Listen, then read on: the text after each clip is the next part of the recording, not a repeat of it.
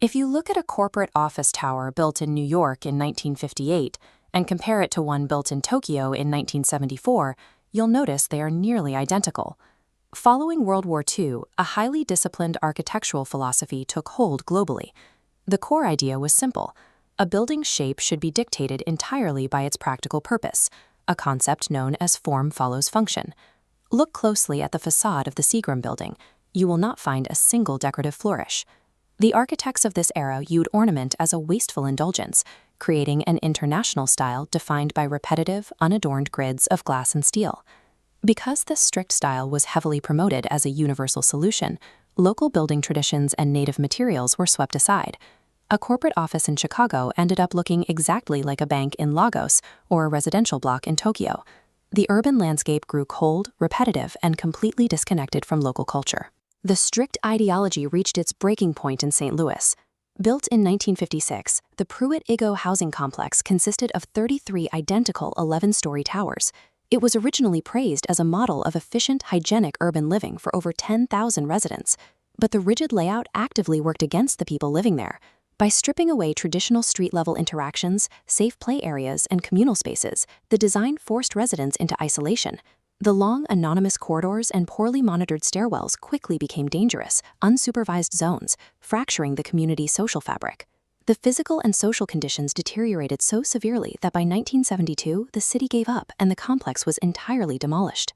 Architectural critic Charles Jenks famously declared this explosive collapse the exact moment modern architecture died. A system that promised a highly functional utopia had failed spectacularly in practice, leaving the design world scrambling for a new direction. Into that void stepped a new generation of designers who craved everything the previous era had outlawed. They wanted to design structures that actually communicated with people, utilizing history, personality, and even a sense of humor. Architect Robert Venturi led the charge. He took the famous modernist commandment, "Less is more," and inverted it into a mocking slogan for the movement, "Less is a bore." This rebellion immediately brought decoration back to the drafting table. In New Orleans, Charles Moore designed the Piazza d'Italia, a public plaza overflowing with vivid colors, layered neon lighting, and stainless steel columns mimicking ancient Roman orders.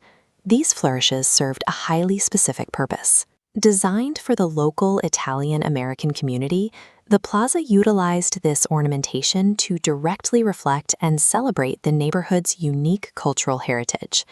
Architects also began pulling elements from the past, arches, columns, and keystones, and mixing them into eclectic compositions.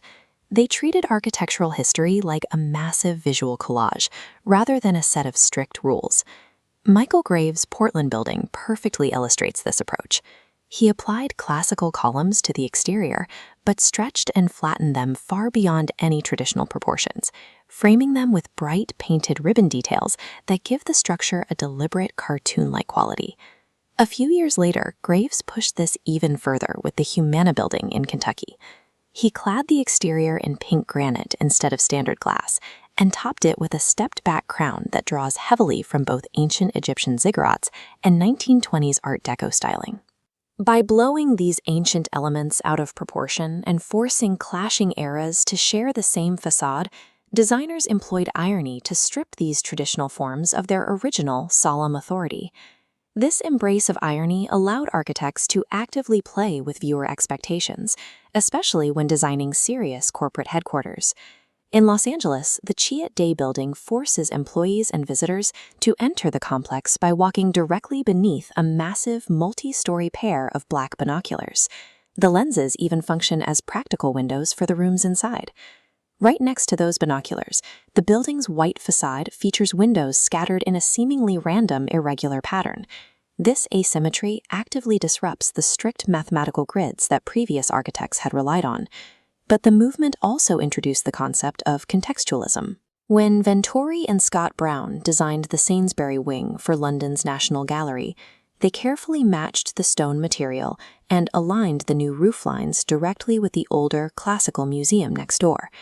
Instead of dropping an isolated grass box into the middle of a historic neighborhood, these structures engaged in a respectful physical conversation with the streets and buildings around them.